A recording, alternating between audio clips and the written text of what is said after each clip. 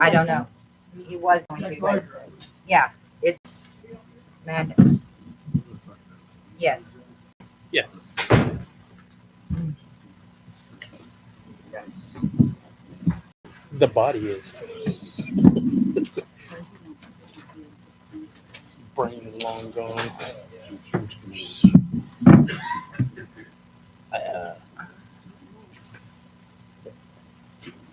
Come on.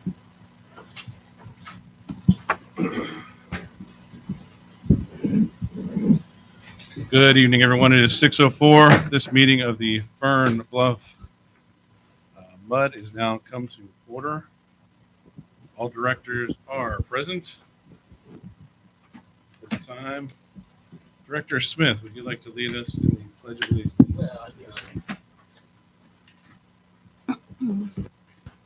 Pledge allegiance to the flag of the United States of America, to the republic for which it stands, one nation, under God, indivisible, with liberty and justice for all.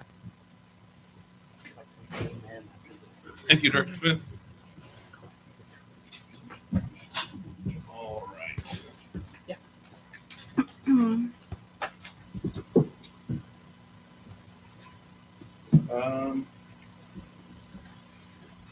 We have citizens communications. Yeah, we can do that, and then the audit. Can we take it out of order? Yeah, please. Let's do that. All right. At this time, if we have anyone to speak, please turn your green card and go ahead and take the podium. Do we have anyone for citizens communications? All right. Seeing none wanting to speak, we'll move on from citizens communications to new business A, audit for the fiscal year ended September 30th. Mr. Allman, would you please take the podium and go ahead. Appreciate you coming out tonight.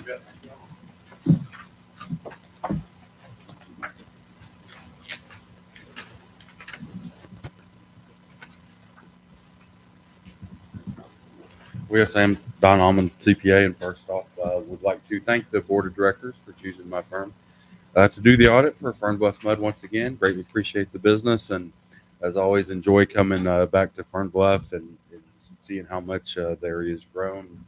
I've said many times, I am a former resident. We were here from '98 through 2006, so it is always fun to come back and to see how the old neighborhood's progressed. And of course, I also like to thank the staff here. Everyone's great to work with, especially the Patrick Mahomes of general managers, Janie Miller. Thank you very much, Janie.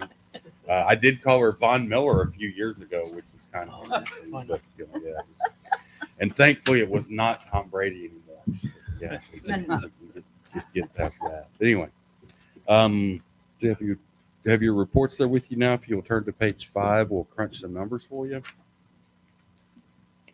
They're about the middle of the page. Says statement of net position. That's government audit for balance sheet.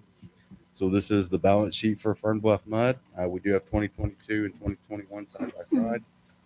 Your current and other assets, basically that's going to be all the checking accounts for Fern Bluff Mud. All the various bank accounts, and then it'd also be the customer account receivables for water, wastewater, and garbage service. Those amounts were $6,831,521. It was up from the $6,247,269 in the previous year. Not almost a $600,000 increase there. Of course, that's always good to increase your current asset. Your capital assets were $13,726,846. That's down from the $14,185,339. We'll show a little more detail there in just a few minutes, but basically that's your improvements, your buildings, your vehicles, and then minus depreciation on those items. So the decrease there is just due to depreciation. So total assets $20,558,367, up from $20,432,000, so about $126,000 in your total asset position. Deferred outflows of resources is a retirement number, $88,911, up from $37,855. Current liabilities, most of that just accounts payable. Fern Bluff Mud has no long-term debt anymore. $566,220, down from $570,568. The long-term liabilities that are shown are just pension related and vacation and sick leave accrual. So y'all have no long-term debt. $85,000, down from $126,000. Total liability 651,000, down from 697. Deferred inflows is another pension number 225,000, up from 98,581. Your net investment capital assets, that's kind of part of the net worth of Fern Bluff Mud. Basically, that's kind of like the blue book value of your assets. Be your assets cost minus depreciation and minus any loans. Y'all don't have any loans, so it's the same as up above, 13,726,846. Restricted is just money that the board of directors has set aside for specific purposes. Y'all do not have any restricted for debt. 317,747, same in both years. Your unrestricted, that's free and clear. This is the portion that loan people, bond people always like to look at, because that shows money that's unencumbered can be spent however the board so chooses.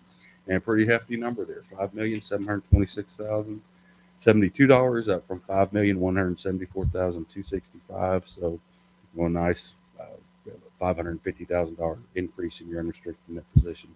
So total net position or net worth for Fern Bluff Mud for 2022, $19,770,665, up from the $19,674,877 in the prior year. Let's turn over now to page 6.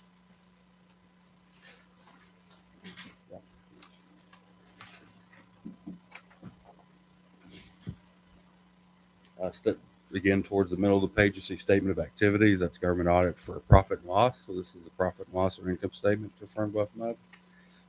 Excuse me. And 2022 and 2021 again, side by side. Property tax, pretty darn consistent there. Not much change, hardly at all. $1,878,009, up just very slightly from the $1,874,040. Water, wastewater, and garbage revenues are $2,555,681, up from the $2,426,309. So about right at $130,000 increase there. Other income, $93,768, pretty big increase from the $41,451 in the prior year. What happened there? Community center, COVID lightened up, so we actually got, community center rents were back up. So there's most of the increase there. Excuse me again. Total revenues $4,527,458, up from the $4,341,800. So just under a $200,000 increase there, about 186. Your water, wastewater, and garbage expenses for the year, $1,971,553, up from $1,792,522. So we're up about 180,000 there. Your other expenses basically includes everything else. $1,812,050, up from $1,665,646. Depreciation was $645,593, up slightly from the $635,655. Amortization is complete as of last year. $2,474 was what was left, down from $46,000. So total expenses $4,431,670, up about $290,000 from the $4,140,000 in the prior year. Your excess or deficiency, it is positive, so that's net income, and that is after again $646,000 of depreciation. $95,788, not quite as good as the $201,000 last year, but still very, very good positive profit number for Fern Bluff Mud for 2022. And that's all the numbers I have tonight. Any comments or questions?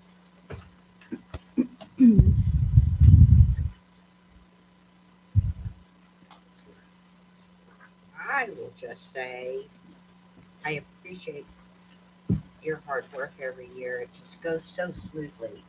Y'all very much. Thank y'all very much for being early. We try. It is so very hard to get anybody to do anything early. Better than late. Well, we know Debbie. We all know Debbie. Debbie And does a Debbie's going to great be job. early. Well, I said we will be 48 audits, I think, this year, and I think we've done 5. Busy summer, busy spring and summer. Yep. And it's and probably 35, 36 of those are September 30th. So it's just always every year. Oh, it's Thanksgiving, it's Christmas, and then January's W-2s and all and stuff like that.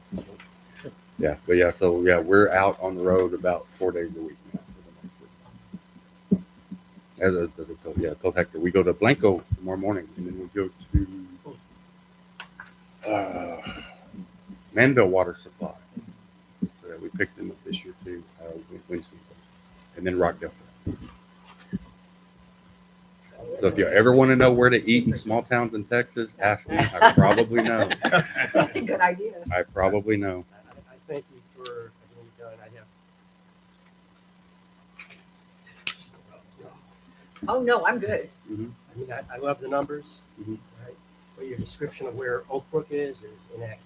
Where- He has 620 to Great Oaks Drive, and that'll take you nowhere. It's gonna be O'Connor. That probably hasn't been changed since 2009. I That's brought exactly it right. up before. I brought it up But before. yeah, So we I can, thought, Well, just you to be can accurate, get there. we off can of definitely Gray do Oaks. that. you have to know how to turn on 6 under O'Connor. You have to know. So he's missing the direction. It's neat. Okay, Well, if we can look anybody, at that next year. But, we will fix that. after you know, looking at all the numbers earlier today, and just about falling asleep. That's the only thing I could find. If you ever really have trouble falling asleep, look at some of the cities we do, and look all through their pension stuff, because that's about 15 pages of just, pardon my French, garbage. Wow. It's No. I respect that. well, unfortunately, about 5 years ago now, that became mandatory to include. It used to just be one little footnote disclosure, because I mean, what the terrible thing about it is, okay, it doesn't really. Well, let's look at yours just a little bit. Talking about it since y'all Probably actually. the description we have on our website as well. Directions, What did I just say? Whatever. description of the website. Yeah. I mean, that's what. So like on page 9, it says again, if you're ever bored, page 9 goes into your balance sheet with a little more detail. So, excuse me. Usually your net pension liability is $85,156. Not bad. So, but are you ever going to have to pay that? Is Fern Bluff Mud going to have to pay that? No, not unless their pension, your pension provider fails, and even then you're not really responsible for it. It's just.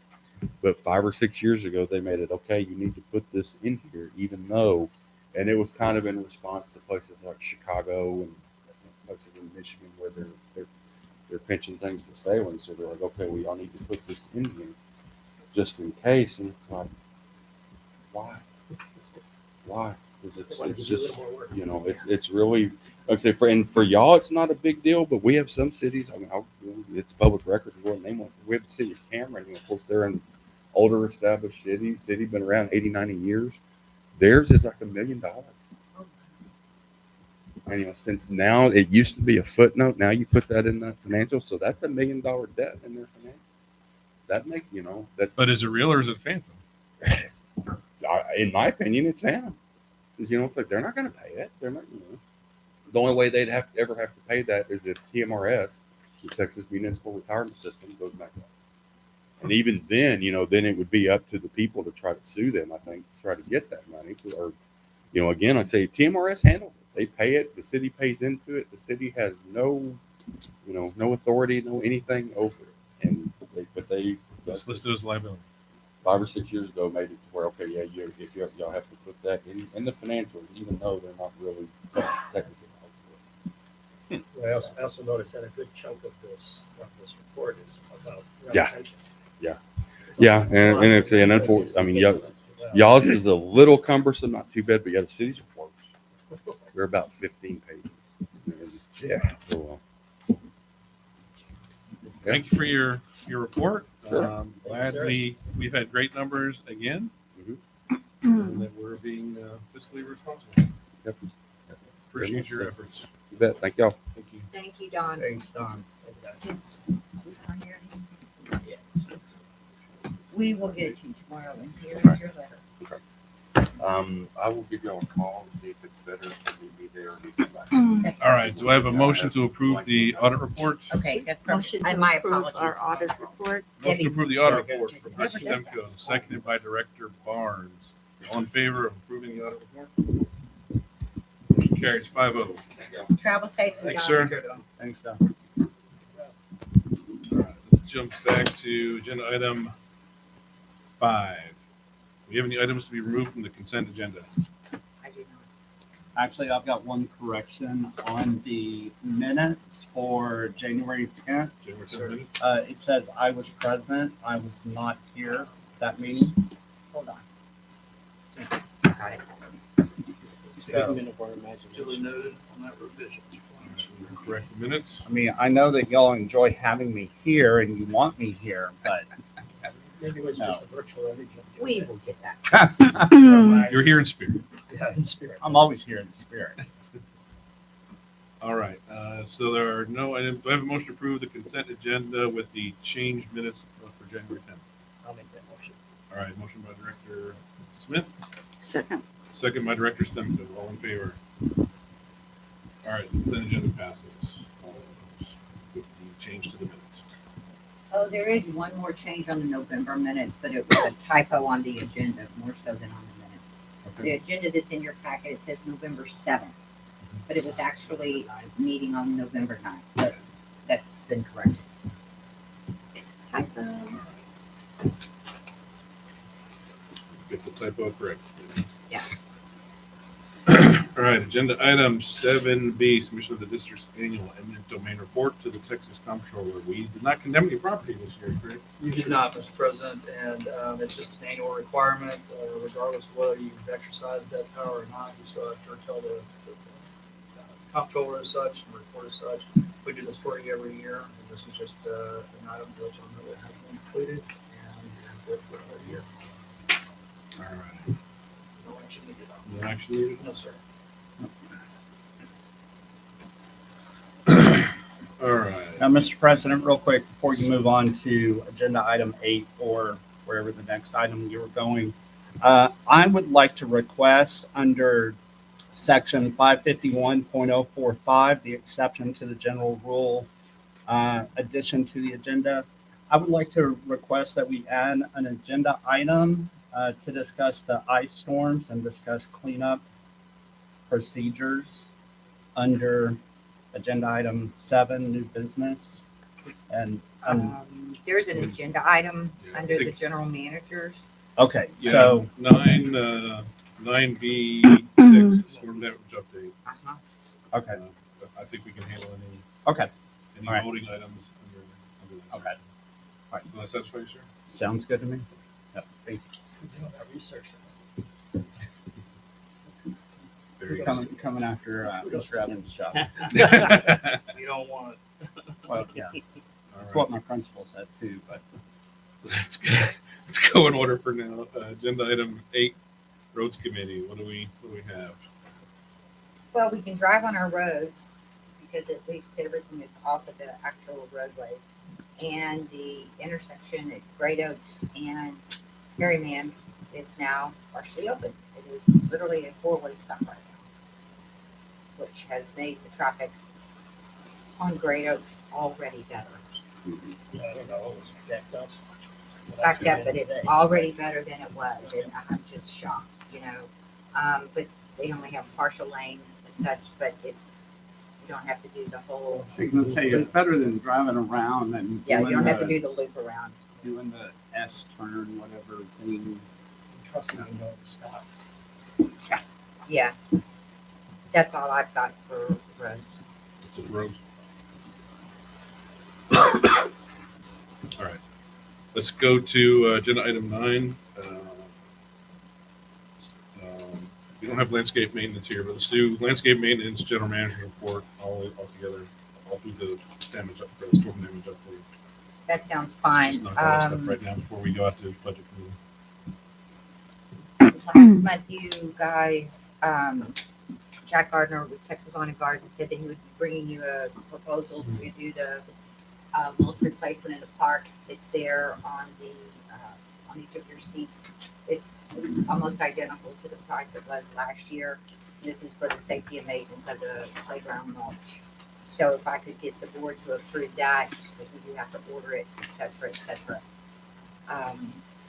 This is for all the parks. Yes. We have to keep them at a 9-inch. And the proposal's for $20,450. I so Correct. moved. All right, motion by Director Stemko to approve the proposal, Second. second by Director Barnes. Any further discussion? I assume it's gonna be delayed because of everything that's going on, right? That's correct. We'll go ahead and get it Why don't we ordered. get it Yeah, I'll ordered get to and the then- parks. Yeah. Okay, that's fine. We'll get it approved now if everyone wants to vote Yep. for it. Part of this is if we're installing playscape mulch. I mean, we've got legal requirements and we don't want any injuries to the children in the parks, so that's why we do this. I think it's part of if we're gonna have parks, this is what we have to do. Yep. If we're gonna have playgrounds in parks, this is what we have to Argument. do. All in favor? Motion carries 5-0. The only thing other than storm damage, there is an invoice from M&C Electric, page behind my general manager's report. That is the LED retrofit for the community center. No.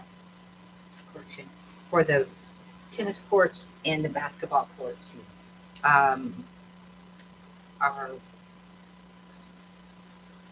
The ballast at the sorry, the word just the tennis court lights are they're pretty much at the end of their life. We're having real problems with the ballast and everything. So we had talked before about trying as we do these repairs and such, trying to get everything converted to LED. So that's what this is for the tennis courts and for the basketball courts. It's a reasonable price. It is. Hold on. This doesn't include repairs in the parking lot, right? This is parking lot. No, we already did those Oh, those here are at the done, community that's center. Yeah, that's already done and paid for. Okay. This is $9,280. And this will remove all of the fixtures at the basketball courts, change those out into LEDs, and the same thing with the basketball court. So again, this we can go ahead and approve it, and then we will get them booked as soon as possible. Y'all have seen our parks, you know kind of where we are with all of this.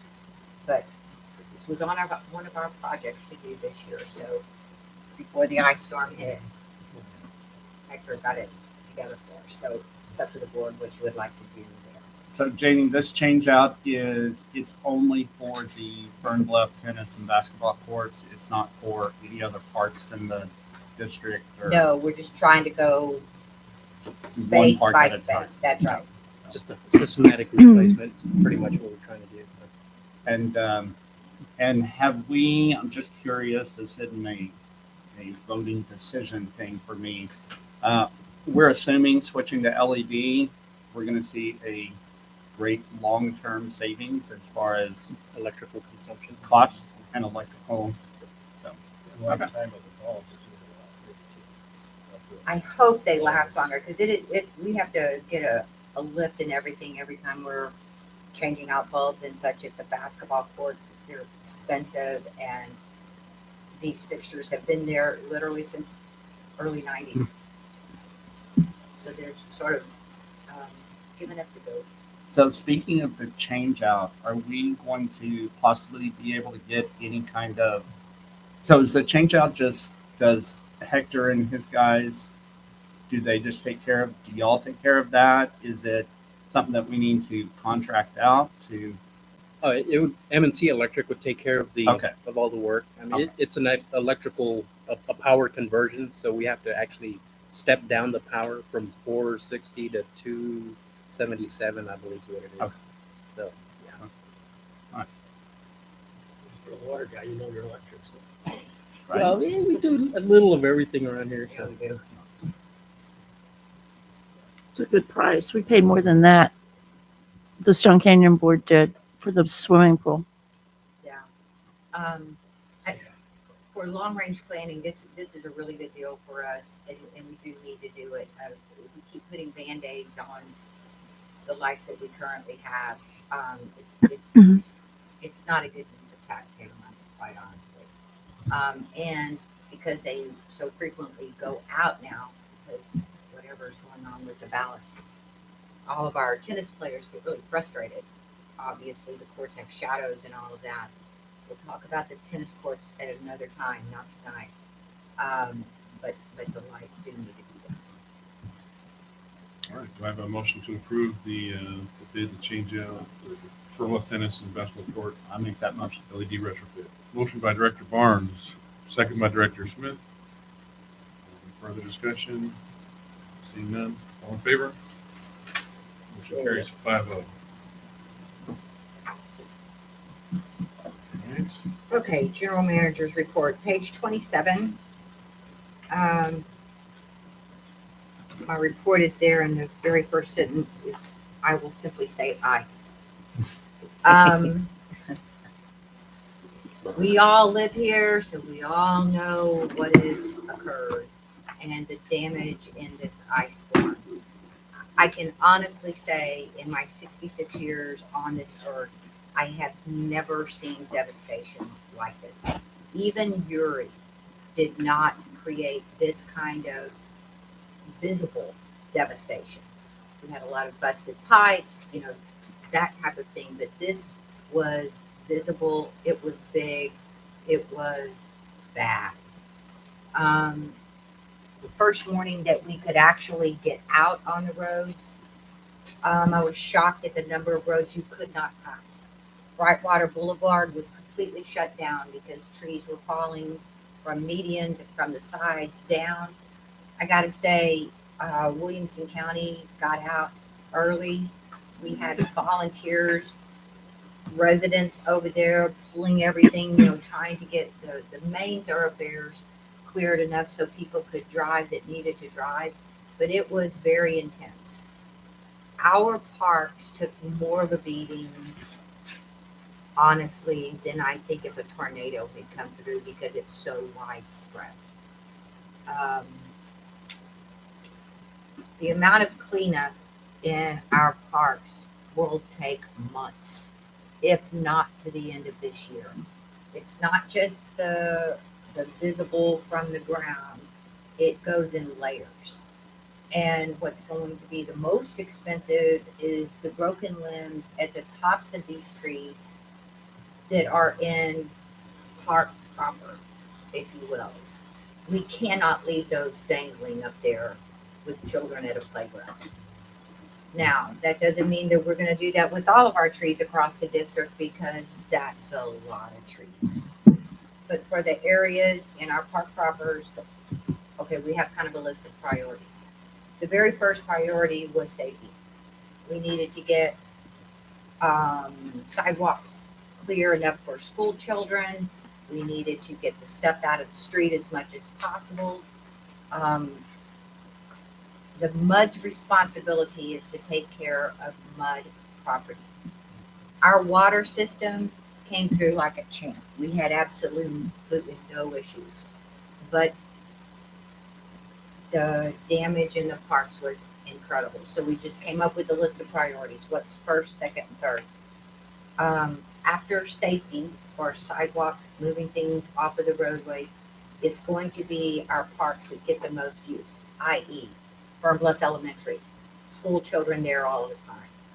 I considered this under my general manager's duties to call it an emergency, and I started taking emergency powers within what needed to be done. So Texas Lawn and Garden was here as fast as they could get here. I mean, everybody that we had access to, we brought them in, and we were doing everything we knew to do. So we will be the parks. We're going to do Fern Bluff, then Veterans. We've already been in some of the parks just to get some of the most critical safety issues down. You've all seen the pictures of the huge heritage oak that came down in Brightwater Park.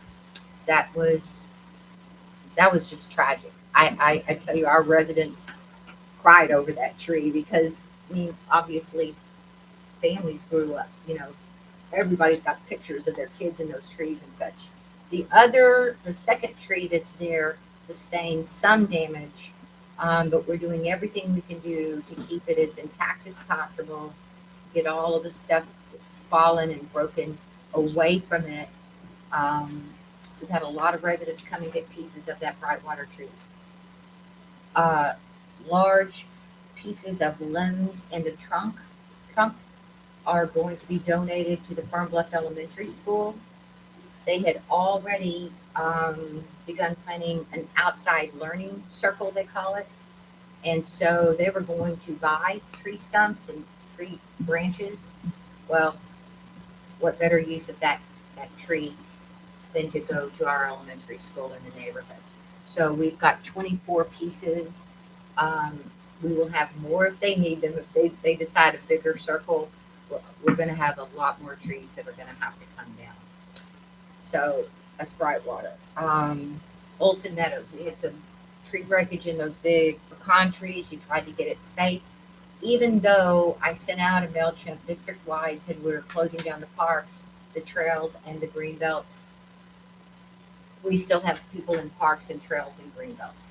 So we were trying to get everything off the trails just to the side. Can't remove it yet. Too much work. But we're getting it off of the actual walkway.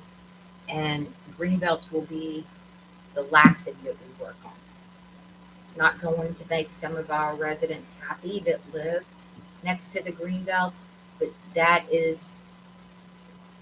those are not safety issues. They're more aesthetics. So we will do parks, trails first, and then get to the green belts eventually. Let me think what else. Oh, I spent literally the first 2 days, Thursday, Friday last week, texting, calling, trying to find basically help.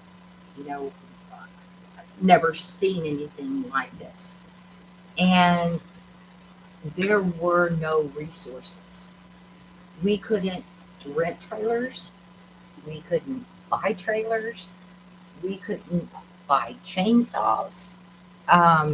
It was such a widespread, damaged area that resources what were even available were sucked up right away. Y'all know this. You know how many different landscaping companies and debris haulers you've seen on the different streets and everything. But the mud can't just go hire Joe's Landscaping, because we do have liability insurance requirements and that type of thing. So reached out to Central Texas Refuse, to the county. Obviously, we're not within the city limits, but the city of Round Rock immediately closed down their Deepwood facility because they could not handle everything was coming from the city residents. So it was intense. Central Texas tried to pick up 7 bundles at each house last Tuesday, and they just flat couldn't handle the amount that was out there. Their mandate with their license is the trash. They have to pick up the trash. That's the law. And they got farther and farther behind as they were trying to manage the bundles. Okay, so you all saw the communication that I received from Central Texas Refuse. Sincerely apologetic, but they've got to go back. They've got to get caught up on their trash. They are not unwilling to help us in this situation, but it's not going to be immediate. If you think about on an average drive-through at an average time of the year, 1 in 10 houses may have limbs and brush. It's probably more like 1 in 20. Okay. In this instance, it was every single home with huge bundles of debris, and there was just no way to take it off. There's been some articles that were out, the tons and tons of debris that have gone to Williamson County landfill, City of Round Rock's landfill, Austin Wood Recycling. At one time, people, Whittlesey Landscaping opened up their facility with extended hours, and there were times where it was a 4-hour wait. The first 4 or 5 days that were, people were trying to clean up. So it's huge and it's widespread, but what my responsibility is to come to you as directors and let you know that we do have plans. We do have a schedule. We are working our responsibilities within the mud-only property. And I wanted you to hear from me what our priorities are as far as the parks, the trails, and the green belts. Because, you know, our residents are attached to their little corner of the world. And so if, you know, the green belt is very disheveled behind their house, it bothers them. And I understand that. You know, I like living in my bubble too. I'll just tell you that. But it will be some time before we get to those types of cleanup and pickup in those green belts. So if residents are calling you guys, we will get there. It's just not at the top of the list. But the trails in the green belt, those will be cleared? Just the trails, right? Just the trails. Yeah. And we will do like 2 feet off the trail first and then kind of go out from there. Everything is pushed off the trails as much as it possibly can. I mean, we have stuff completely over our trails, trees like this, you know, that you couldn't pass even if you wanted to. So we've gotten most of that pulled off the trails. That's going to have to be removed. We are trying to do this in an environmentally conscious way. Where we can, we will mulch. We have our chipper. We will mulch and leave that mulch there in the area. We are not going to cross-contaminate and try to scoop up that mulch and go take it to a park. There are diseases that certain trees have. There's oak wilt. And if we're not cautious, we could spread it all over the district. So within that little geographic area where that tree is or that branch is that we are mulching, we will leave it there, go on to the next one, mulch when we can. There's just an awful lot of it that's even too big to go into our chipper. So there's going to be a lot of haul. Texas Lawn and Garden has committed to us that they'll do everything they can. They're only supposed to be here every other week right now.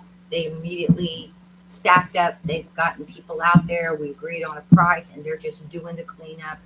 You know, so they did a really good thing. Because when I first called, they're like, "Oh no, we're not supposed to be there next week, but we're going to be there next week." So they're working hard. Trying to think what else.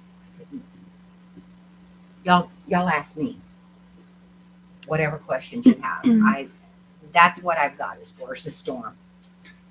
Did you say you've secured a date for Central Texas to come back? Spring bulk pickup is scheduled for March 18th, Saturday, March 18th. That sounds like a long way away, but if you think about it, it's a month. That we have a spring bulk pickup every year anyway. Obviously this year is probably going to be much larger. If any dates become available prior to that, I will book them, but we do need advance notice for our residents. You know, we can call them on Thursday and say, have all your stuff out tomorrow. But everybody knows that everybody's looking for dates. First one I got was May.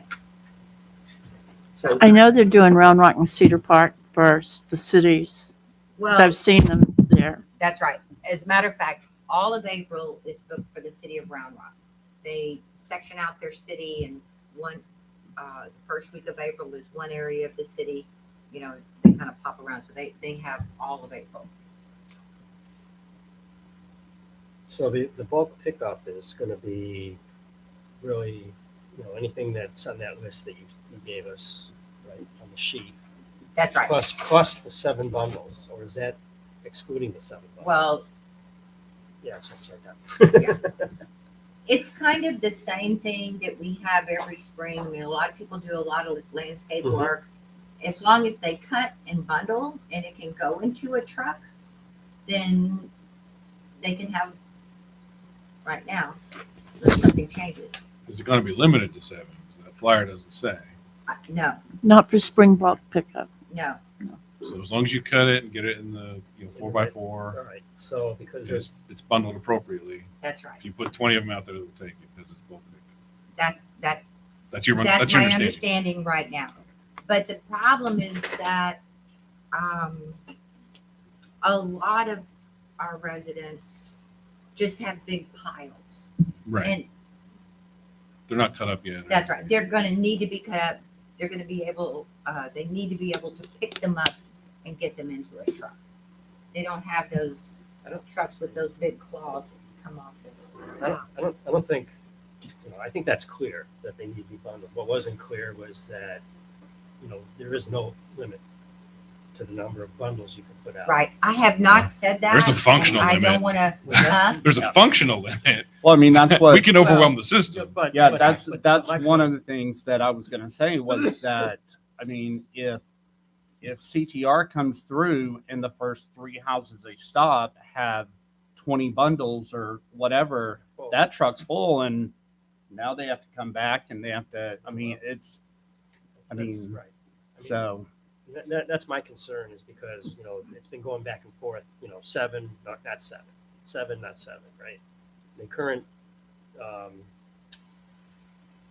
the current view, and I may have even instigated this, was, it's going to be 7. So if it's not 7, but it's no more than 20, I mean, that's something that we should communicate with, out. I don't disagree with you. I'm just saying that this is very fluid right now, and our residents just need to be a little bit patient. If we can get closer to the end of the month and kind of know, where we are as far as debris pickup already in the districts and everything. It's that there's. But you did leave it open ended in the email. you sent out Exactly. on Saturday. We'll get It out says more we'll get out more information. information as it comes available. Exactly. So they'll resume bundles of 7 on a weekly basis when they can? When they can. Okay, And I don't know that it will be this coming week, yeah. but they're assessing it every day. Like, where are they? Are they caught up? What can they do? It's just kind of fluid right now because, again, there's so much. So that actually kind of makes me think because, and honestly, I don't know if this is the right time to do it or not, but I'm going to go ahead and say it. But under section 49.067 and 49.213 of the water code, we are able to issue contracts with companies. Am I right with that, Zach? Well, I've read the water code many times, Mr. Barnes, but I can't commit to having it in my memory Okay. verbatim. So if Okay. you want to give me a second to pull All right. up the statute you just cited, I'd be happy to There you discuss. go. But generally speaking, the district's authority under chapter 49 is way down in 239, if I'm not mistaken, or 237, thereabouts. It's generally where our contracting authority is. What exactly are you trying to Well, get to? what we can help each other get Okay. Okay. Because what I would like to do is I would like to make the motion to give our GM or our operations manager, because Janie, I know that you are overwhelmed and I understand that and I recognize that. And I appreciate that very much so. Okay. And I don't want to add one more thing on your plate. Okay. So that's why pass it off to Hector. This is under his purview too. So my motion is to have either the GM or the operations manager negotiate a contract with a tree company, a reputable tree company here in town, to come through the district to clean the trees and the branches off of curbs, not to enter people's property, not to enter their yards. For basically the only other stipulation is that I would say put a max on the contract. That's going to sound high, but a max of $100,000, because I know that doing the math, if for 1,800 houses, let's say that 2/3 of them had trees and brush and stuff like that. I mean, if we went $100 a house, I mean, you're talking right there, $120,000. And I think that we can negotiate a much better rate. this is one of the things that I believe that we have saved for. You know, we've been doing a great job with the budget. We've had a surplus the last 2 years. I think this is a great time to either at least initiate the use of some of that surplus money. I also know that the county, the state has been declared a state of disaster by not only Governor Abbott, and so I also know that there are also state funds that I'm sure are available. And I know by us doing this, we're not the first MUD to do this, because my understanding is that Brushy Creek has done something very similar too. Can I interject, Mr. Barnes? Sure. I don't want to. I don't want to seem overbearing, but the motion itself has some flaws with it. In that, one, we've got bidding requirements that we have to adhere to. So anything over $25,000, one, you have to at least solicit three bids between 25 and 75 grand. Anything over 75 grand, we would have to not just solicit bids, but actually publish in a newspaper of general circulation. And if once you reach that threshold of having to publish, then there are, and again, in addition to the notification requirements, you also have to provide bidding documents. You have to provide notice and time and date of when the bids will be opened. There has to be a generally a packet, so to speak, of information that has to be available to would-be bidders. But I would just say, as a general matter, while I think your intent seems very logical, and there are plenty of districts that are doing exactly what you described, cleaning up sidewalks, clearing out roadways, and each district's a little bit different, but y'all do generally have that same authority to regulate your sidewalks as part of your park space in general under the water code, and that's where we get that authority. You also have a general authority, as you're aware, to dispose of solid waste. And believe it or not, brush and that stuff, tree limbs and whatnot, they fall underneath that definition of municipal solid waste. So it's not that y'all don't have the authority. It's not that you can't do it. I'm just a little concerned about the way you're proposing going about it. I think the result and the outcome is perfectly viable. It's just how we get there, or it's my concerns. If the board's got an appetite to do that, while I understand the timing is not ideal. Jay's already indicated, we're looking at about a month out for general cleanup, and so to make y'all wait another month in order to get together some kind of bid package and publish and whatnot, and then you come back next month, and then maybe you've got proposals, maybe you don't. I understand that the timing is not ideal, but if you're stuck with looking at a month out anyway, I would encourage the board to step back, let me work with Janie and Hector to put together a scope of services basically of what y'all really want, and go from there. And it doesn't have to be mega detailed. I've seen several districts that have done general contracts that stipulate that their providers are going to come in, do brush pickup along each street when it's set in the on the sidewalks, and pretty straightforward. But without having at least that foundation, I don't know how we would describe the work to the would-be contractor. Sorry. So what if I altered the motion to say, I would like for you and Janie and Hector to work together to take in bids, following whatever legal steps we need to take, and so that we can take the next steps as far as getting our neighborhoods cleaned up without making our residents pay $200, $300, $400 a piece to do it themselves. Yeah, I mean, really, that's a policy decision for the board. Honestly, you don't really need a motion on that. Okay. In my opinion, if the board would like Ms. Miller to initiate that process, then I would just submit to y'all that y'all give her marching orders as such, and we'll make that happen. But just to kind of get that ball rolling, I think again the board's just general direction is perfectly sufficient until we're y'all are ready to sign on the dotted line for a service. Well, I'd like to make a couple comments. First off, I like the idea, but I think I like it as a long-term solution. I think that a short-term solution isn't going to work. So having a disaster plan in place with these contracts already discussed and signed for next year, the year after, whenever the next storm is, I think is a great idea.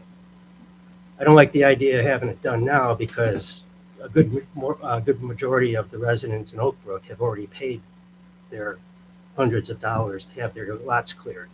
And they're not going to look kindly at us using tax dollars to clear their neighbor's lot because, they don't get any benefit of it. So I'm just a little concerned that as much as I love my neighbors who are having a hard time, maybe paying the bill, I also love my neighbors who have already done it and paid a lot of money to get their stuff hauled off in the first week after the storm, myself included. I think that's a good point. I think there'd have to be some kind of equity. You would have to find a way. I mean, how do you reimburse? Because if you're spending the money here, how do you reimburse people that have already? I mean, I drove the neighborhood today, and I would say half the people have cleaned up and had it removed. Yeah, I mean, I've driven around Oak Brook as well, and there's a lot. This guy had a crane pulling lumber out of his backyard, putting it on the street, and I was like, oh my God, what's going to happen? Today there was 2 trucks there, and they were hauling most of it off. Wow, so, yeah. I mean, that's going to cost the guy a pretty penny. I did all my own work on the stuff on the ground. I cut, I on a chainsaw, I cut it all up, laid it in piles. And then I hired this company to come and chip it and take it away. And they're supposed to come back and get the tall stuff that I can't reach. But they haven't come back yet because they're off doing, more urgent business. And when they come back, then we'll deal with that. But like I said, I'm just really concerned that it's not equitable to everybody at this point in time. If we had something like that in place on day one, right? We had the funding in place, we had some contracts in place, where we can call on a firm and say, okay, this happened again, let's get you started. I think that would be a good backup plan or a contingency plan for the future. That's my thought. Well, a couple of things about what you said. I agree. I think that having this as a disaster plan in the future is absolutely considering 2 years ago we faced something very similar. This year we faced, something similar but with different outcomes. I agree. I don't think that this proposal is equal to everybody.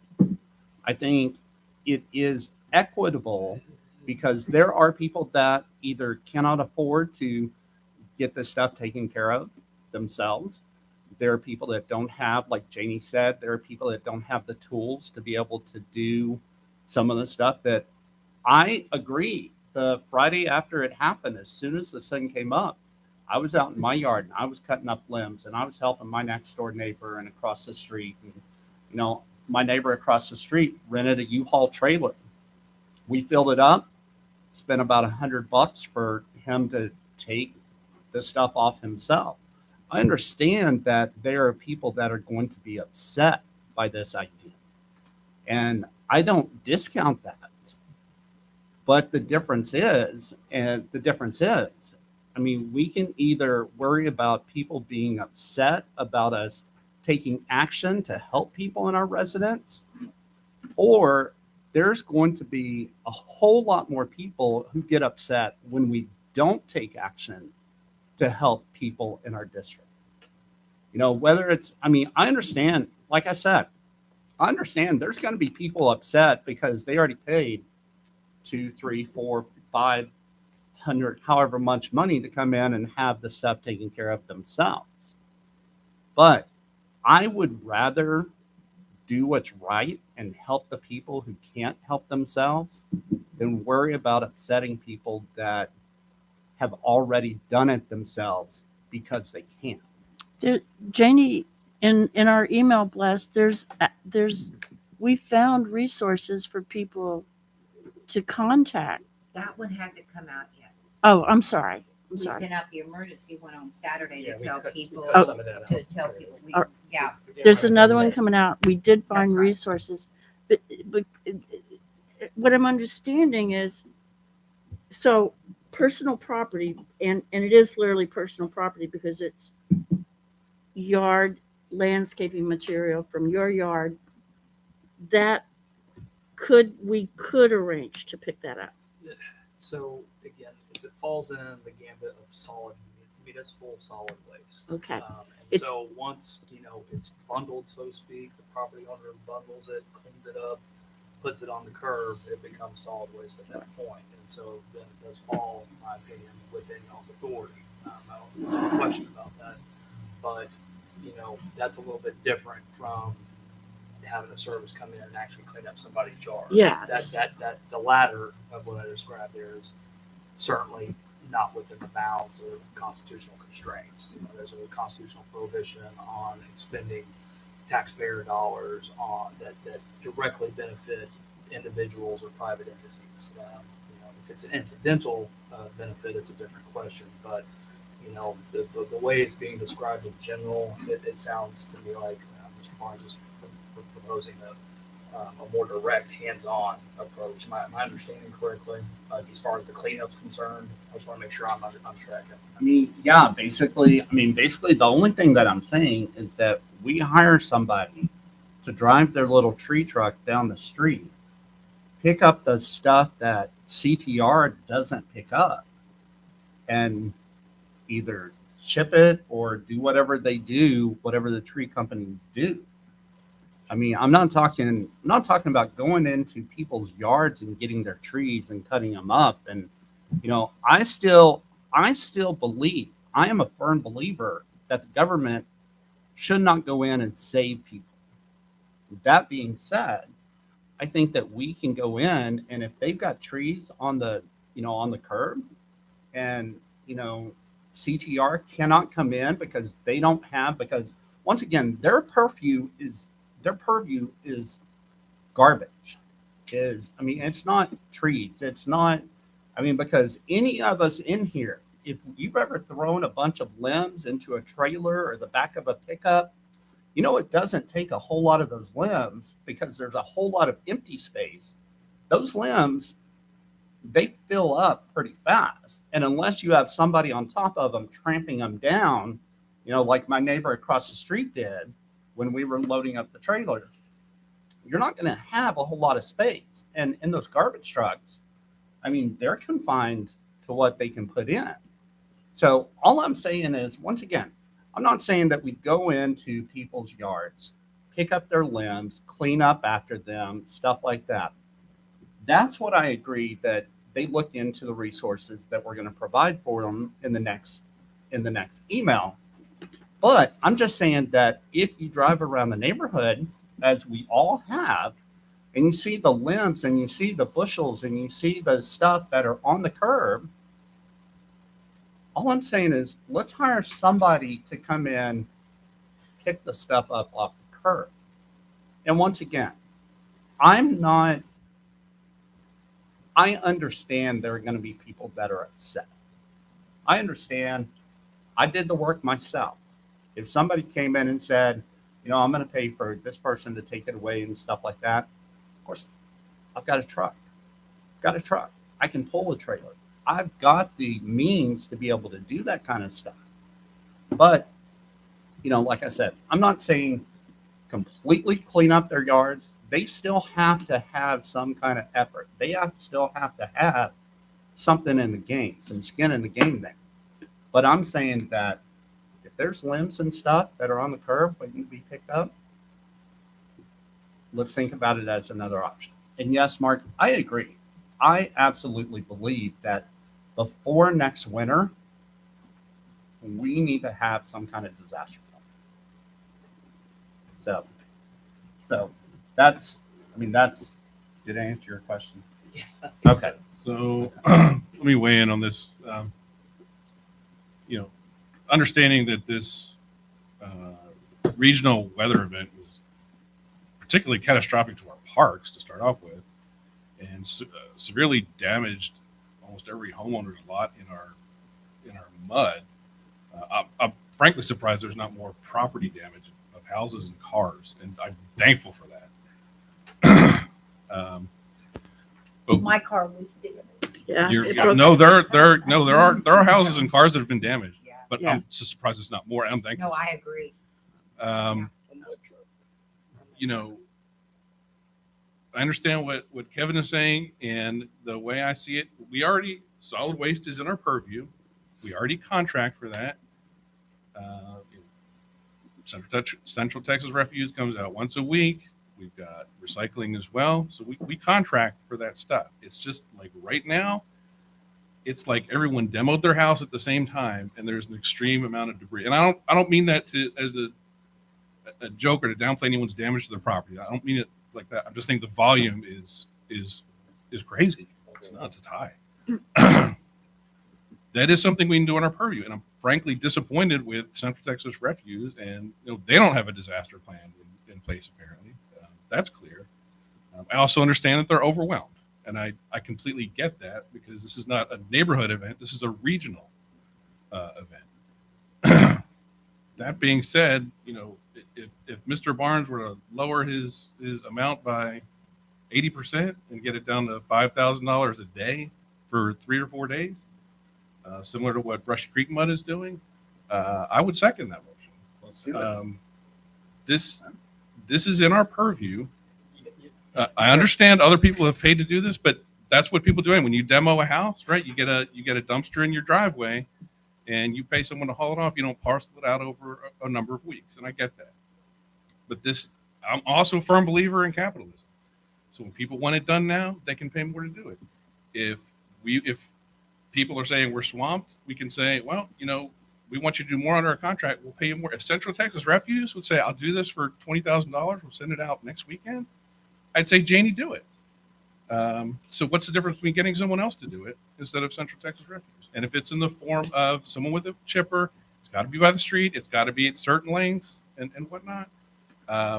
Again, I would second that motion. And I am very proud of all of our residents. I heard chainsaws all weekend.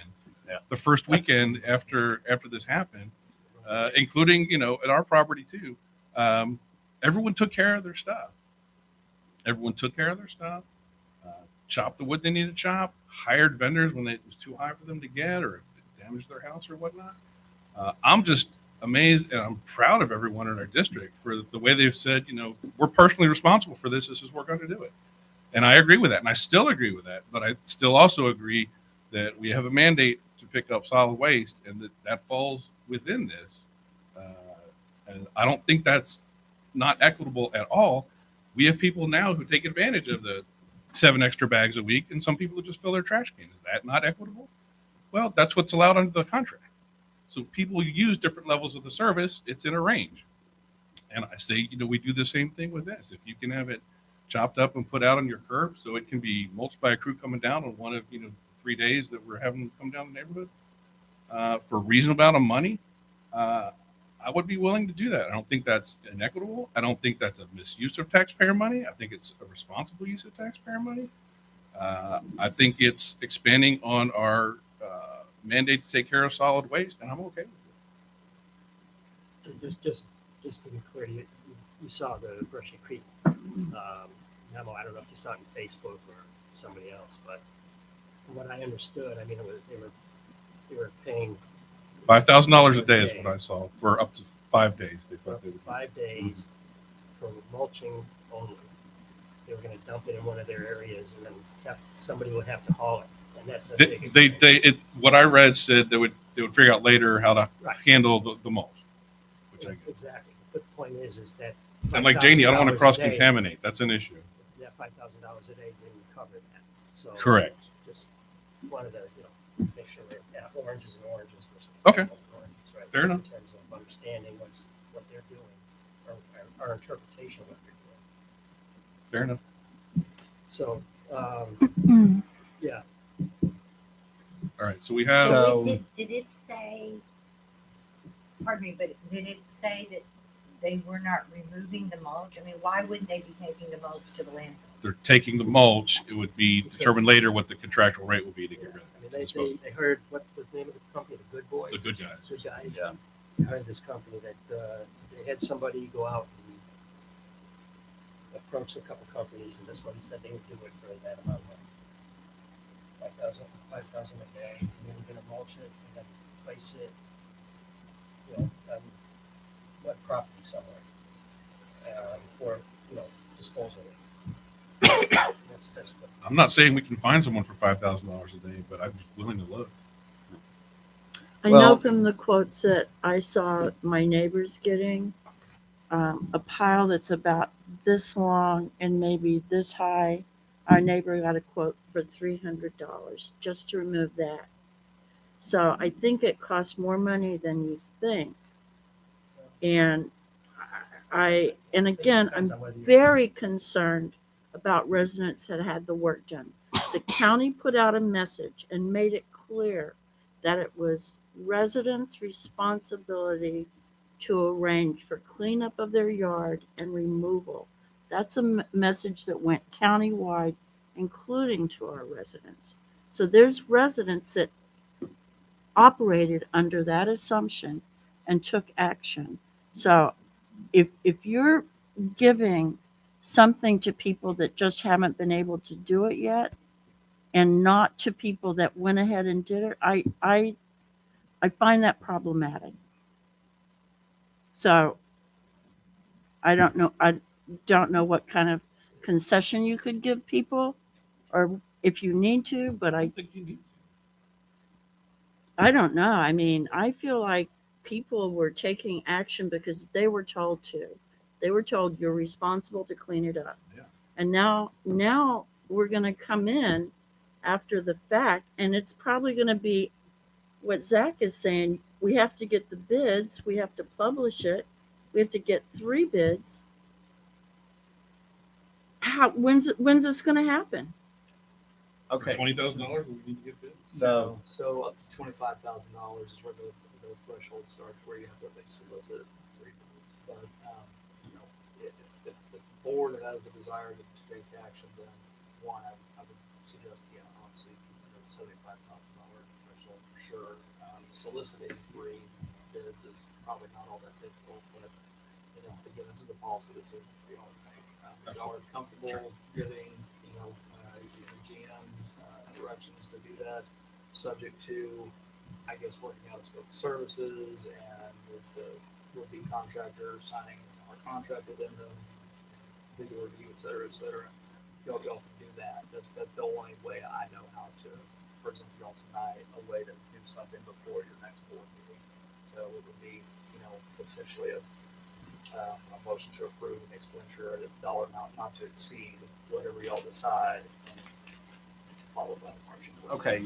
So, now one thing you said, George, that kind of reminded me, yes, there were a lot of people that got out and they cleaned it up themselves, and they did it, and they were out. I mean, the sound of the neighborhood last weekend, like you said, the sound of chainsaws was like, it was like, I don't know if y'all ever watched the old show Home Improvement with Tim Allen, but I was like, I got my chainsaw and I was like, but but one of the other things about our residents that I loved, I would drive down the street, I would see neighbors helping neighbors, and one yard would be clean, and that person would go and they would help the person next door and across the street. And, and like I said, my little area right there on Priest River, we had about 4 or 5 houses that we were all, we all had our chainsaws and we all had stuff and we were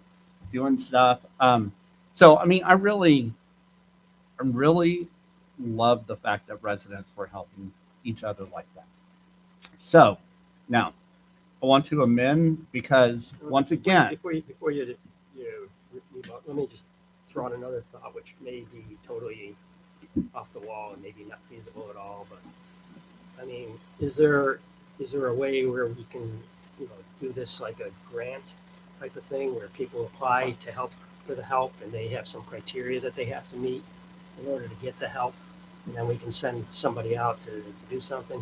He's grimacing, so I guess that answers the question. I'm not saying you can't, Mr. Smith, but I'm just trying to think about logistically how that would work. And quite honestly, I think we'd be tiptoeing into gifts of public funds Okay. if we were talking about grants and that kind of thing. Okay. There's one more option, and I don't know if it would even be feasible at this point. We're spitballing, throw it out there.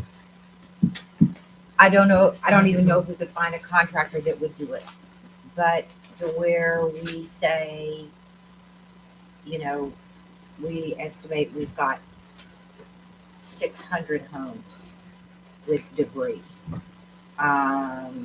Will you negotiate a price? And then we have the resident pay the negotiated price. In other words, we try to get a discounted Discount. rate, Discount. a discount, if you will. And Zach, I don't even know if we can do that. Then you're But getting into just say- you're preferring vendor, using the vendor. Probably. Yeah, I don't Yeah, know. this is all so, Yeah, so no, very hard, let's but talk it's, about it. yeah, I don't know. I think kind of what you're proposing would almost be like a contingency contract. And so, if you've got a contractor who's willing to take that deal, then I don't see any problems with it from a legality standpoint. But more like y'all been talking about the practicalities, getting somebody out there. Essentially, they don't know if they're going to get 10 homes or 500, and so that would be unfortunate for Janie, her problem to figure out a contractor who would do that. But I don't know. Well, there might be a way of doing that if you send out a notice saying, hey, we're looking to do this. Are you interested? If you are, email us, then we can count the number or email an address. And that way you can count how many people would be interested, and that way you can go to the vendor and say, hey, we've got 200 people in our neighborhoods that would be interested in your service of chipping, right? Not going into the We or have, building, I'm Not sorry. going to the yards. not going in the yards, but picking up stuff off the sidewalks. We have a date, March 18th. Right.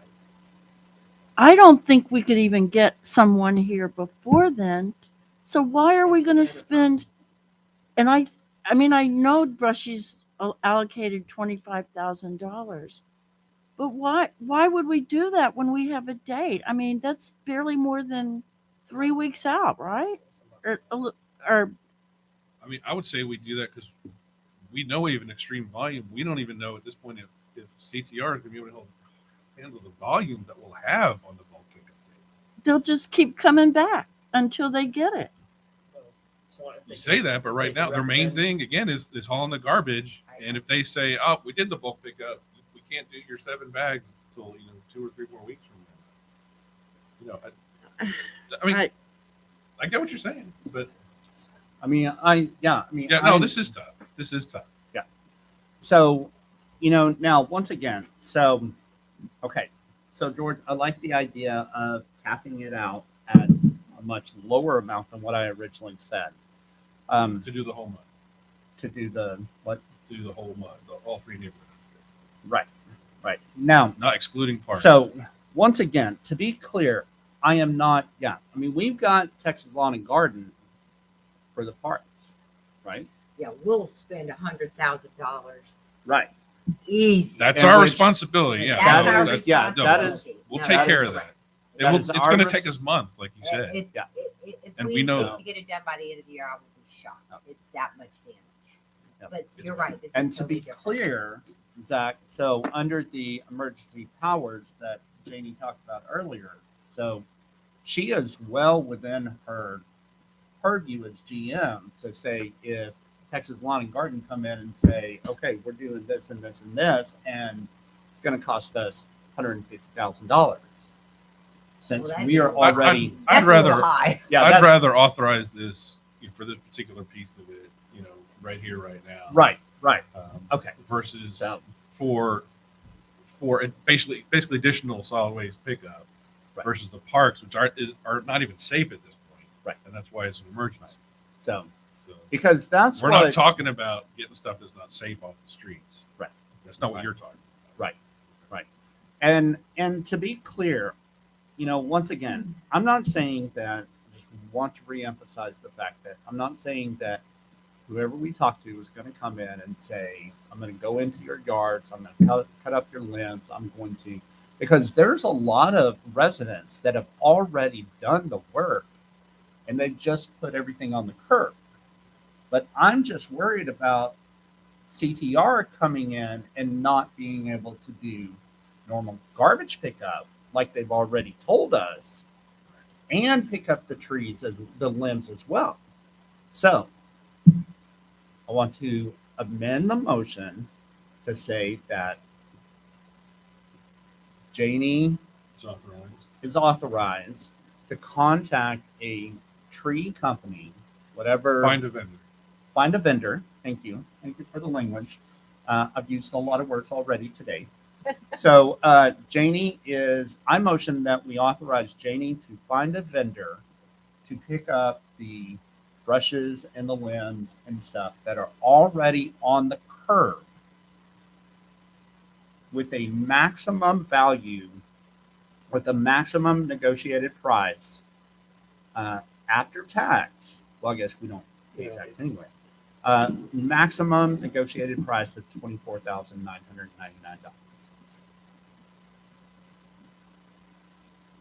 Which, Can actually be $25,000. It's $25,000 of one penny. okay, let's make that easy. Let's do 25,000. So that comes in. That's basically $5,000 a day for 5 days. I mean, For whatever all three neighborhoods. the for all entire- three entire- neighborhoods, Excluding parks and the community. excluding parks, the community center, and once again, just picking up the limbs off the curb. Can you go to CTR and ask them for special service? With this, well, yeah, I mean, they're taking the stuff anyway, and it's all going to the dump. I mean, it's not environmentally friendly just to have them cook it up anyway. But I mean, I don't think that there's a tree company a vendor out there that's not going to say, because think about it. Let's say charge somebody $500 to do whatever. I mean, that's what, 50 jobs that they would have to get to be able to do. And I know that they can get the 50 jobs, but I just think, I don't know. I still think, yes, there are a lot of people that have already done it. I get that. I understand that. But part of our job as mud is to pick up the solid refuse that's on the curb. And so if we're going to have Central Texas Refuse do it, or if we're going to hire somebody else, contract somebody else to do it, we're still doing it regardless. It doesn't matter which company does it. This is y'all's decision. I just, We want your opinion though and your okay, but advice. Yeah. and I don't And have. we're tasking you with a job. So. Exactly. I don't have a strong opinion one way or the other. I keep looking, and I've been doing this now for a week of good, bad, and indifferent. Yes, we have a responsibility, the district, because I'm going to always go back to district to district responsibility for solid waste. We're also very specific, okay, in that you have a trash cart, you have a recycle cart, and we will pick up 6 items outside your cart, okay? We do try to be generous within our contract, okay? That you are allowed to put limbs or whatever out there. But I also want to reiterate that's for $21.90 a month. Okay. Austin pays $50 a month for that same service. Okay. For Not bundles anything also? outside their carts. Huh? For bundles also, or just? No, just right. carts. And Just so the- let's be clear, we already negotiated extra. That is correct. So that is correct. our neighborhood is getting services that most neighborhoods don't. Well, we negotiated that within our contract, okay? and I bring that up because I don't want to set unrealistic expectations for the future. That it is our job, or the MUD's job, to pick up all whatever may be categorized as solid waste. Solid waste, by terminology, in this piece, is trash and recycling. Okay. Yes, it can be outside of that, but that's, how would I say that, Zach? I would just say that the definition of municipal solid waste is very, very expensive. And so, There you go. I mean, So for our $21.90 that we each pay for our trash, our definition is a cart and a recycle cart. Now, if in the future, and I don't think this is a bad idea, to have a disaster plan, if you will, that's going to have to be paid for. We're going to have to find a vendor that could drop everything and come and do it. That's all a lot of pieces of this. I just have gotten enough phone calls and emails of, wait a minute, I paid that ridiculous amount for trash, and why aren't you coming and picking up my limbs? Our residents pay $5.05 a week. Now, flip side of that, it is very hard to drive in certain areas on certain streets, okay? For whatever reason, and I make no judgment anywhere, an awful lot of people have cleaned up, picked up, done what they need to do. Some of them are just huge piles. Nothing's cut, nothing's bound, nothing's anything. We have to think about what happens in those situations. And that's going to have to be part of this negotiated contract if y'all want to do that, because you can see some people have cut and they put it out there nicely and are wanting somebody to come help pick it up. Some of them, it's just they've thrown it in the street and expect somebody else to come get it. So let's say we allocate spending up to $25,000. What if they get through half the mud? Then what? Going to do it again? They didn't meet the contract. Someone's got to meet the contract before they get paid. No, I'm saying, what if we say, okay, we'll go ahead and spend up to this much because we're trying to avoid putting it out to bid. What are we going to do if they get through half the mud? Well, my recommendation is that I have someone come out and they're going to have to tour the district, and they're going to have to agree to take everything that's currently on the curbs. And if they don't pick up everything that's on the curbs, they're not getting paid. I mean, I think Scope of that work, obviously. would be under the contract that Jamie and Zach draw up. So just to clean things up, Director Barnes has a motion on the table. I'm going to go ahead and second it. So we have a second for the motion. Let's keep discussing. One of the reasons I like Mr. Barnes' motion, Director Barnes' motion rather. I don't have a lot of faith in CTR right now. I understand, that everyone's caught off guard. No one saw this coming. I get all of that stuff. But I'm still worried about what happens on bulk pickup day if all of a sudden 5 days before that they say, by the way, you can't have more than 10 bundles. I want to have a backup plan. So if this gives us authority for Jeannie to look for somebody, and we get to March 11th, and that comes down from CTR, we've got this ready to go. And if we get closer, we'll have our next meeting before the bulk pickup. If we need maybe we should put an agenda item on there if we need to hire them. But I don't think we will. I think people are going to get sick of it in the yards. They're going to pay people to take it off. They'll just take it and dump themselves, whatever. But I would like to have our GM at least be able to look and see if we can get someone. If BC Mud says they can do it, let's see if we can find somebody. If we can't, we can't. But I think we should authorize our GM to do it, and we can see what we can do and get it done. We wouldn't enlist this until after the bulk pickup date. Because if they do take it all, then I would be fine with them coming before the bulk pickup day. I would love to be able to find somebody. Again, capitalism wins. I'm happy when capitalism wins. At this point, I'm willing to pay more of the taxpayers' money. Again, this is like everyone demoed their house at the same time, right? I would love to be able to take care of this extra volume because of a regional event. Everyone's got more. Some have a lot more.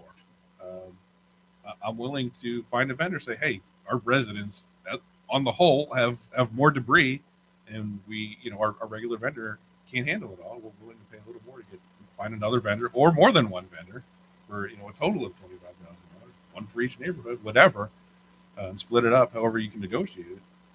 You don't have to spend all that money. I'd certainly be willing to have Gene. I don't think it's a waste of time. I think it's a good use of our general manager's time, her staff's time to try and do that. And another thing is, yes, you have done a incredible job getting us a great contract with Central Texas Refuse. And that's $20 a month for garbage pickup or garbage and recycling. That's incredible. I love that. That's very good. You got your 2 bins and you've got up to 6 other things, like if you're cleaning up leaves or whatever, stuff like that. And once again, it is a great deal. It's been a great deal prior to, no, I'd say that wrong. It is still a great deal. A couple months from now, when we don't have the limbs, we don't have everything on our curbs, our yards are clean, we look a little bit more like the neighborhood we looked at like 3 weeks ago. Yeah, it's going to be a great deal. I just don't think that, unlike Director Sabatino said, I don't think that CTR is able to handle that right now. I don't think it's fair to be critical of our vendor without having surveyed other companies to find out where other muds are with their trash removal. I feel like we're dumping on a company that's been very good to us. They've been very easy to work with as long as they've been our vendor. For me personally, when I call them, so I know how easy they are to work with. I understand that, what is it, the one down in Butte or whatever. There's TDS, there's I- waste management. I understand that. What my understanding is that everyone's having this problem. Everyone. My daughter in Denton is having this problem. So I want to go on the record that I think CTR has done a great job. They even came back on Thursday and got bundles in front of our house. So they're trying really hard. And so I just would like that to be in the minutes. I have a comment in terms of the scope of work. If you're going to go out and find, look for a vendor that's going to do that, the scope of work has got to be not only chipping and disposal, but also disposal of items that are too large to chip. Because, there's going to be parameters, sure. Because if anything over the 4 or 5 inches, you're going to jam up their chipper. They're not going to chip it. So do you want them to leave it, or do you want them to and then figure out what to do with that, or you want them to pick it up as part of the deal? Yeah, we've got to figure that out. That'll be up to the GM's discretion, because different vendors may say different things, right? So if they say we can't take that, and that's the one we go with, then we've got our parameters. Yeah. You can take it as long as it's not more than 5 inches in diameter. And I you go think forward. whatever the vendors are that we approach need to be licensed and insured. Of course. Yes. Without question. Yeah. Okay. Okay. No, I'm glad you mentioned that. Good. So, okay. All right. Any other discussion? All right. It's voting time. All in favor of Director Barnes' motion? We have 3 in favor. We have 4 in I'm going to favor. go with this, even though. You don't have to. No, You're in. I want to help our I want to help our neighbors, and it's not a great deal of money, and And we may not be able to find someone for this price. exactly, my doubts than that as well. So, Okay. but I will vote yes for this. Okay, motion carries 4-0. Very good. Thank Okay, we're done. My general manager's report's done. you.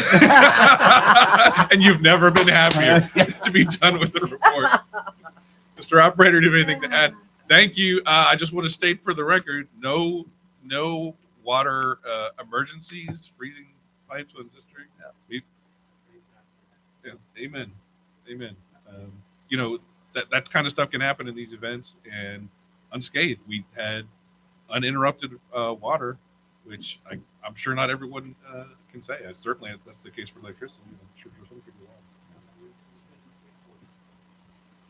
And you even got the pump station cleared out so you can get to it in case there is an emergency. I understand. That was our first priority. Too many trees fell and we couldn't get to the pump station. So that was our first priority. Yeah.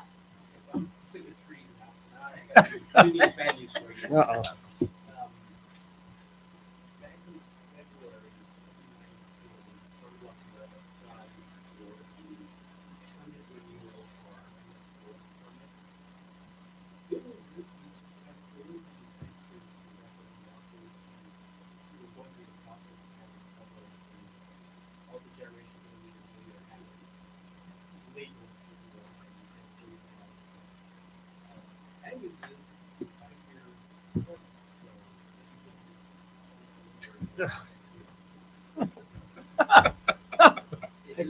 Another unfunded mandate from the government. Have you got any kind of scuttlebutt indicating that they're going to change up the general permit again?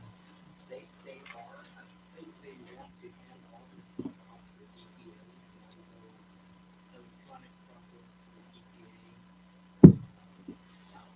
Yeah. Instead of TCEQ? So those are the drop wheels. I know Jeremiah has been but yeah, everything is like road for EPA having to deal with that. And it'll be easier when we don't have to publish. We get approved. TCQ for you. So it might give us a permit after the, who knows?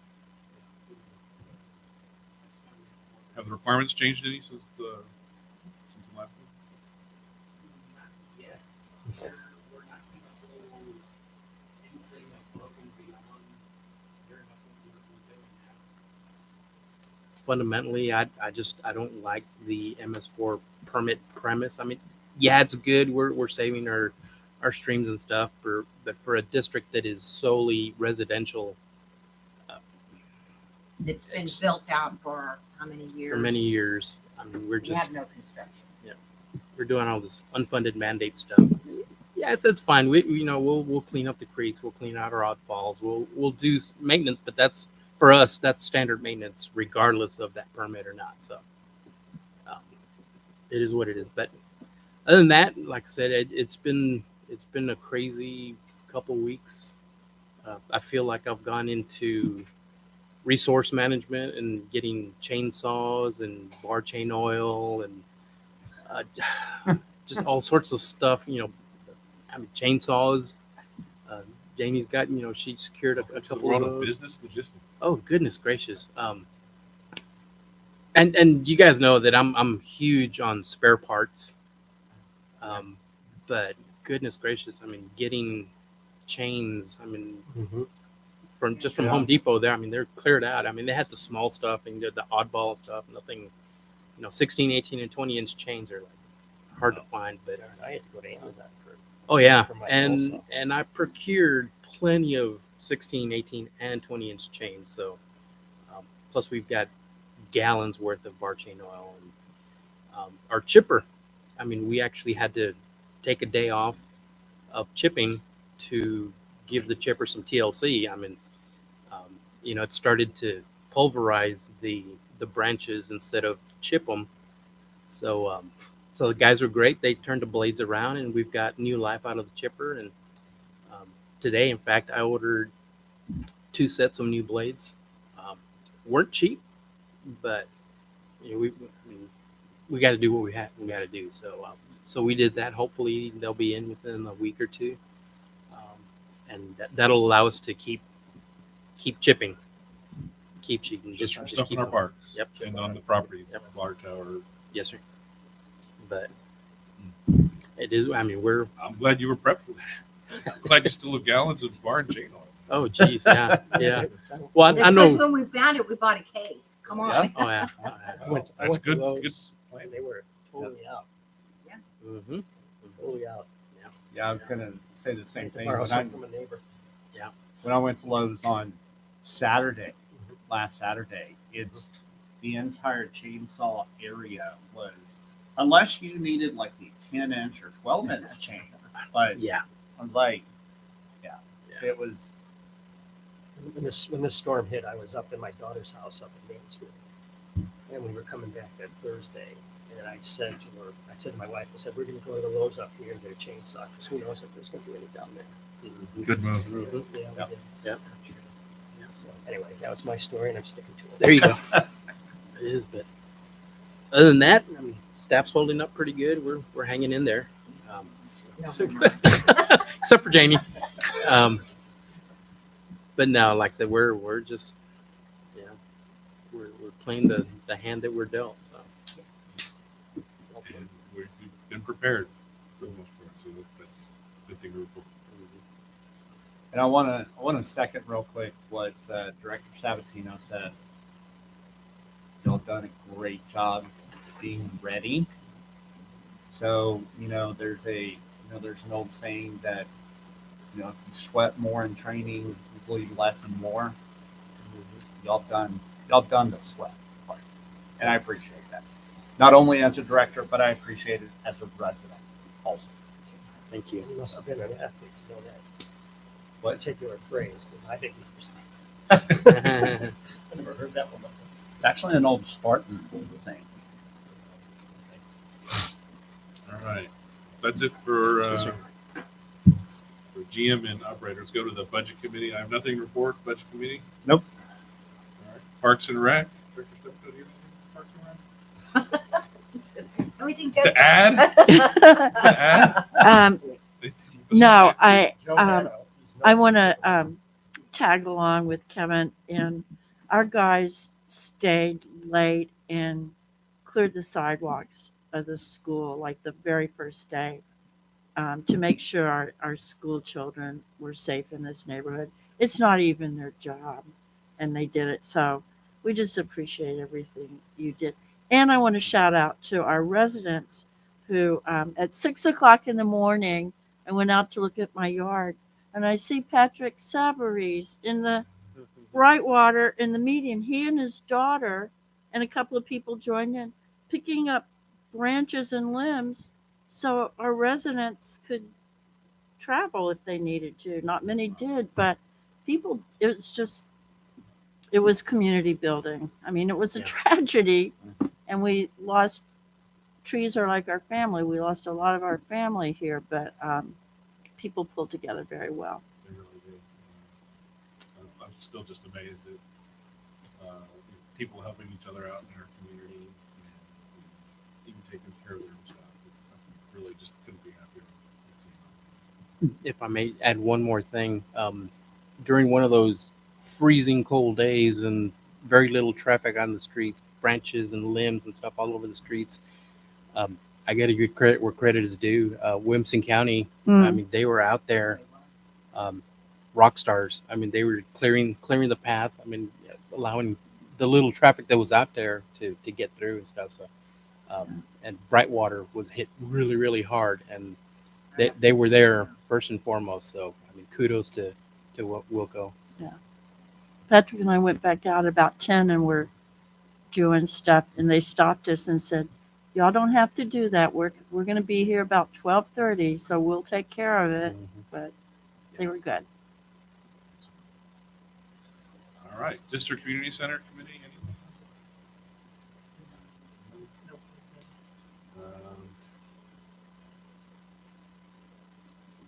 Let's skip deed restriction and come back. Let's do Security Committee. I don't have anything to add. Communications. Do we have anything? We should think about the first quarter newsletter. We have contact you want me to put in it. We should together. Next month is our target, so make it through the first quarter. Also, yeah, we had talked about that notice that we cut down, that we had other resources on it. Is that something that you still thinking we need to put out, or are we gonna? Just That's drop that? completely up to y'all. Austin, what is the name of it? Austin Disaster Relief Network, Thank you. ADRN. ADRN. Yeah. We can get that information out in an email. I could send that out this week, just so you know. We do have some elderly and such Disabled. that may not be able to even get it to the curb, if you know what I'm saying. So I think we ought to get that information out. That it's really a volunteer network, you know, that type of thing. But I think we ought to get that out there. I agree. I think that's I mean, those are just some really good resources to get out there. I mean, possibly even by the end of this week, if possible. Yeah. I mean, it's It's not. already kind of written. I think Yeah, we can just send it yeah, out. I cut that stuff out for the one that went out on Saturday. Yeah, we took. Because I wanted to make sure we were focused on, Right. you know, what's important in terms of, you know, what's happening, what's coming. But right now, Yeah. exactly. But yeah, we can relook at that. Do you want to do that, or you want me to? Sure, I take a can do shot? that, and I'll send it to you. Yeah. Other than that, I think I have nothing else on communications at this point in time. Very good. Next item I want to take care of is item 10, status of litigation. So I'd like to go into executive session at this point. Board of Directors is authorized by the Texas Open Meetings Act to convene and close for executive session for certain purposes. These include receiving legal advice from its attorney, section 551.071 of the Texas Government Code. So we'll go in. The time is 7:45, and we will go into executive session.